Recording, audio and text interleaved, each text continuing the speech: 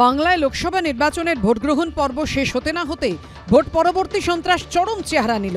বেলেঘাটার ট্যাংরা, যাদবপুর থেকে শুরু করে কলকাতা লাগোয়া সোনারপুর দিকে দিকে আক্রান্ত হলেন বিরোধী দলের কর্মীরা। এদের বেশিরভাগই শেষ দফার ভোটে পোলিং এজেন্টের ভূমিকায় ছিলেন। ট্যাংরাতে আবার বিজেপির পোলিং এজেন্টকে গাড়িতে তুলে নিয়ে গিয়ে পেটানোর অভিযোগ উঠেছে তৃণমূলের বিরুদ্ধে। ওই টিএমসির গুন্ডারা ওরা সব টার্গেট করে আমাকে কি করলো, বাইক নিয়ে ধড়াধড় এসে গেল।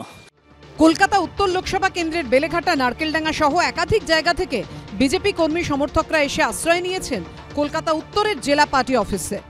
আমরা দাঁড়িয়ে রয়েছি বিজেপির একটি পার্টি অফিসে কলকাতা শহরের মধ্যেই।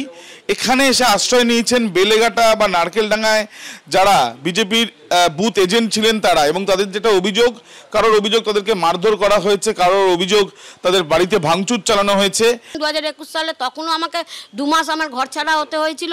আর এই ভোট পরবর্তী হিংসার পরে আমার ঘর দখল, বাড়ি দখল সব করে নিয়েছে, কোনো জিনিসটা আমাকে ছেড়ে দেয়নি। এটা কিসের ডাক? সারাদিন রিগিং করতে পারিনি, প্রক্সি করতে পারিনি বেলেঘাটাতে, তাই যারা এজেন্ট ছিল তাদের ওপর তাণ্ডব করব। রিগিং যেমন আটকেছি, তাণ্ডবও আটকাবো। পাড়ায় পাড়ায় সিআরপিএফ ঘুরবে, সেন্ট্রাল ফোর্স ঘুরবে। তারা নিজেরা হেরে যাবে বুঝতে পেরে একে অপরকে দোষ দিচ্ছে, তার বহিঃপ্রকাশ এই ধরনের ঘটনাগুলো হচ্ছে। এগুলো তাদের আভ্যন্তরীণ দ্বন্দ্বের বহিঃপ্রকাশ, তৃণমূলের সাথে যুক্ত নয়। যাদবপুর লোকসভা কেন্দ্রের খেয়াদায় ভোট পরবর্তী সন্ত্রাসের অভিযোগ আবার দুতরফেই। এখানে চাকু চালিয়েছে, রড ঢুকিয়ে দিয়েছে, আমার বউ এজেন্ট হয়ে বসেছে, বিজেপির বুথের এজেন্ট হয়ে বসেছে। ওরা এজেন্ট হতে দেবে না এই প্রশান্ত শিকদারের নেতৃত্বে গুন্ডা বাহিনীরা। সিপিএম এর অভিযোগ যে তাদের 36 জন কর্মী তারা ইতিমধ্যে ঘরছাড়া রয়েছেন, এবং এখানে কিছু মহিলা এসেছেন, কিছু কয়েকজন আছেন যাদের আসার মতন ক্ষমতা নেই, তারা বাড়িতে আছেন। কাউকে কাউকে হাসপাতালে ভর্তি করতে হয়েছে, হাসপাতালে নিতে হয়েছে, এবং টানা সন্ত্রাস সারা রাত ধরে চলেছে, এমনটাই অভিযোগ। ফলে আজকে দমদম থেকে সুজন চক্রবর্তী সোজা এখানে পৌঁছে যাচ্ছেন যাদবপুরে।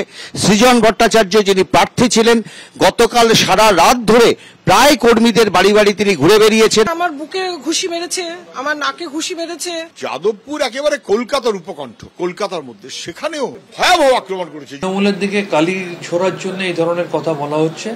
এগুলো সবই তাদের অন্তর্দ্বন্দ্ব, তাদের গোষ্ঠীদ্বন্দ্ব। সব মিলিয়ে অভিযোগ পাল্টা অভিযোগ ঘিরে ভোটের পরও শাসক বিরোধী চাপানুতর তুঙ্গে। ব্রতদীপ ভট্টাচার্য, আবির দত্ত, হিন্দোলদের রিপোর্ট, এবিপি আনন্দ। সত্য অন্তহীন, সত্যের খোঁজও তাই, সত্য সন্ধানে তাই আমরা অক্লান্ত, অকুতভয়। এবিপি আনন্দ নতুন ভাবনার প্রতীক, যা মনে মুক্ত, তথ্যে যুক্ত এবং যাবতীয় সীমানার বাঁধন থেকে মুক্ত। সীমা না শব্দটির মধ্যে লুকিয়ে আছে মানা শব্দটি, যেন চোখ রাঙানি এক অদৃশ্য বেড়াজাল, যা আটকে রাখে আমাদের এক ছোট্ট গণ্ডির মধ্যে। একমাত্র সঠিক খবরই গড়ে তুলবে এক মুক্ত সমাজ। সেই জগৎ গড়ার লক্ষ্যে কোনো সীমানার ঠুকুটি আমরা মানব না। এবিপি আনন্দ এগিয়ে থাকে, এগিয়ে রাখে।